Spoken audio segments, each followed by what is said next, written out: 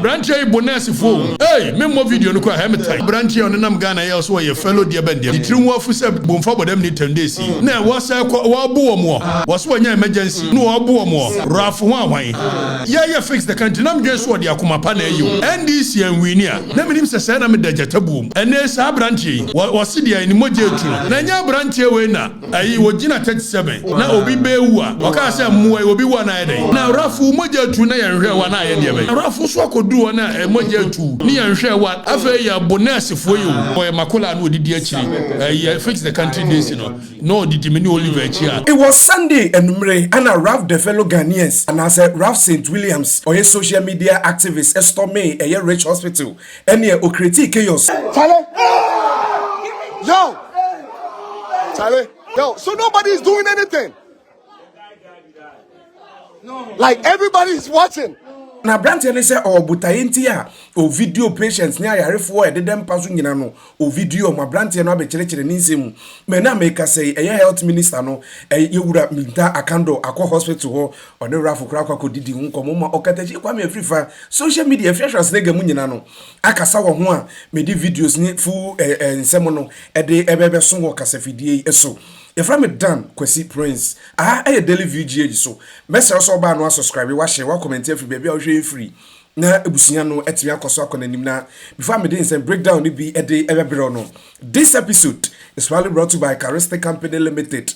Omundu amode abedwa manzo hindi eba mesha no kwadi bi tatahwe dura ene uyi obi malaria etahao typhoid fever diabetes o blood pressure ni ade etai ekosro lower cholesterol bad cholesterol no wedru ene hindi eba mesha ni ndro nkaye eda osuru isui na ndro yi FDA ayuma gya to say ye open do to akofamase heba stores a unsa abeka mpedifo ndro ye deda osuru isui ebi abusia yamna yensem ne so last Sunday na etwam ne nano da kwase ada ye etwam ya ana social media activist ye friend Ralph St. Williams and as Ralph the fellow Ghanaians Estorme Rich Hospital obi check wa betra ye pie ba more than 30 minutes o nipa do obi na so or do obi na so hospital. Are we human beings at all?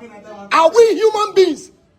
Okay, but you see in no time me do nyankopon se obi ben me no ba hospital na nurse ni jona BBC ya da sra wo fie come on na den se de wia yen sa de wia be eguso me be ana mu ni mu di agro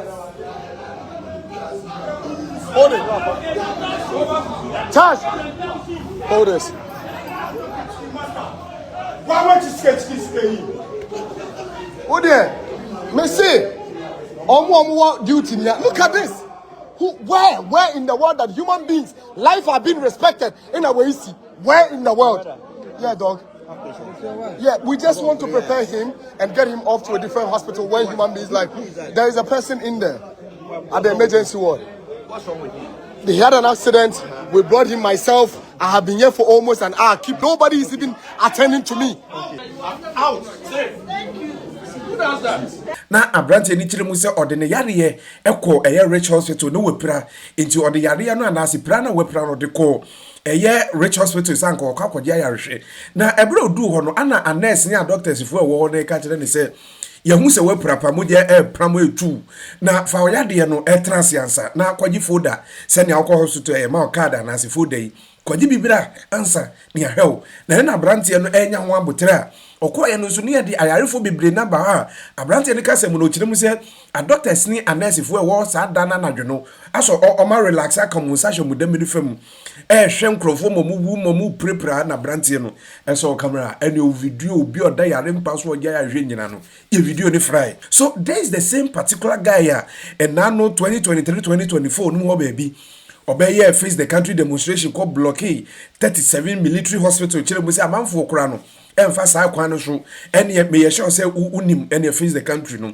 this particular guy here ene no nko okay national cathedral expose babonti nyina na ya branch we ana okọ national cathedral ho ene okobubu ho nyina ya branch no waje ni dimpa mene we so asan abepetuo na ebra video no eba out na amanfo kasa wo ho no Ghana health minister yewura minta akando Ako Rich Hospital what in the Nikotri man say yakudi achiri send ya nema ebeko. What is very important is that irrespective of the level of provocation at any any health facility in this country, it does not warrant any physical attack or assault on any health professionals. I do not think that our health professionals deserve this kind of treatment. It does not necessarily mean that the allegation of delay in attending to them is true or false.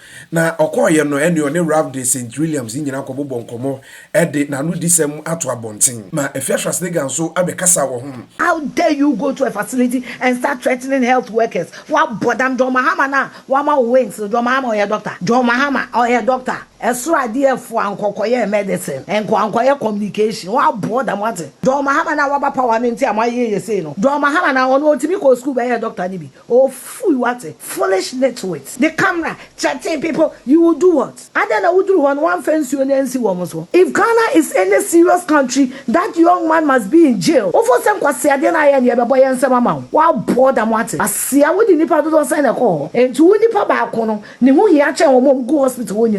You are yelling, screaming in the hospital. In one of the videos, me who say I phone a pamachow. Some video numpo. Abusia enya no nko a ena make say Okatakyie kwa be Afrifa-Mensah so abekasa wo ho kyeremu sensem fonsem tantan pa ana brantie no akwakodi wo Rich Hospital ho no ana brantie on nam Ghana ye so ye fellow dia ben dia ben the trim wo fu 10 days ayi bomfa bodam ni 10 days na wo say wo bo wo mo wo so nya emergency no wo bo wo mo raf ho anwan ye fix the country nam dwe so de akoma pa na ayi NDC and winia na minim se na me dagata boom ene sa brantie wasidia ni moje etu na nya brantie we na ayi wogina 37 na obi bewu a oka se muwa obi wa na yede na rafu moje etu na yenhwe wa na yede be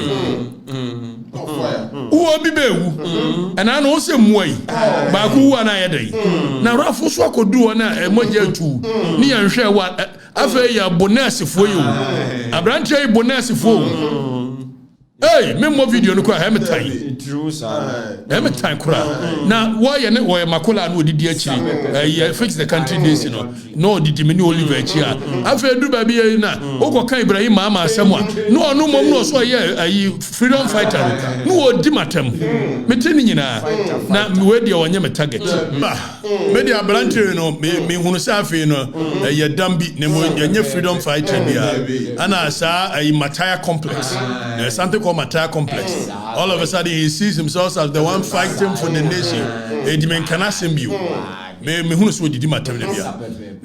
Na no wo se Ghana muwa bebrebe obi wa na ede.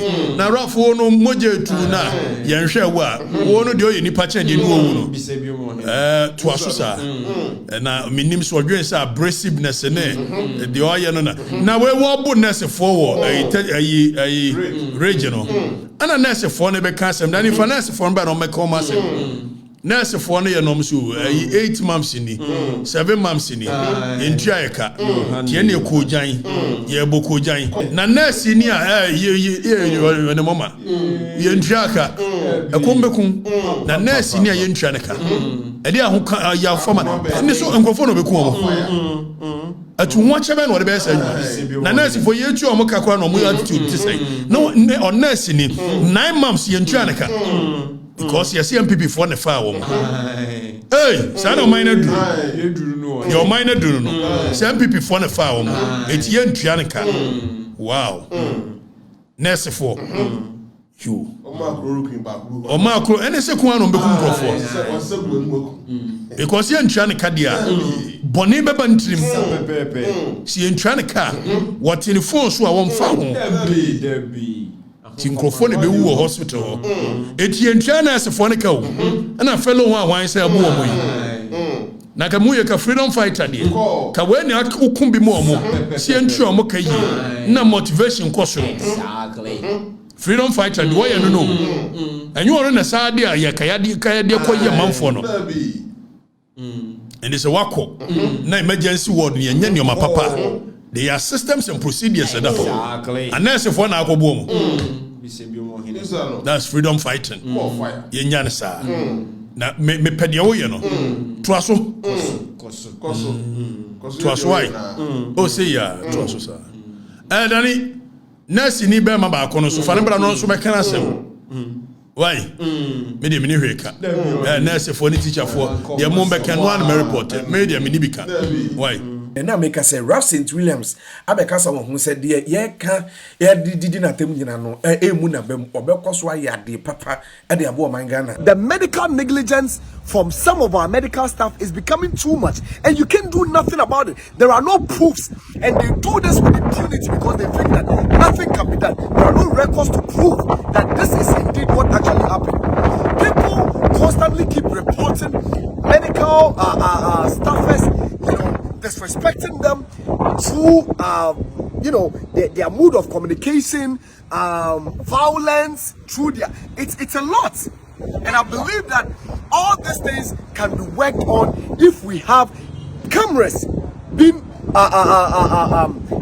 putting into our wards and our medical facilities so that people will be monitored. If institutions are putting cameras to be monitoring activities and also providing security, I think it has come of a time that in our era we put this kind of principles and certain factors into consideration. The health minister, Mr. Attαck, this should be a call. This should be something that you should look into. At least by the time you leave office, somebody would say that it was Mr. Attαck's era that every hospital begin to be having cameras there to be monitoring activities that are happening in these hospitals. Something needs to be done.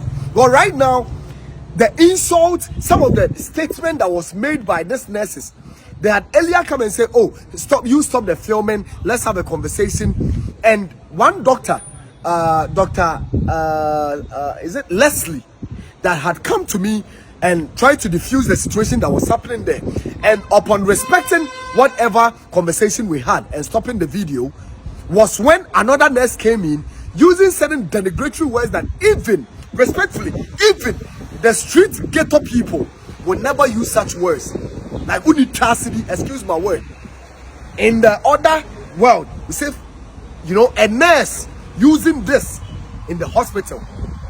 This is unacceptable, this is unprofessional, and all this can be treated, or we can take actions against some of this unprofessional attitude when there are records to this.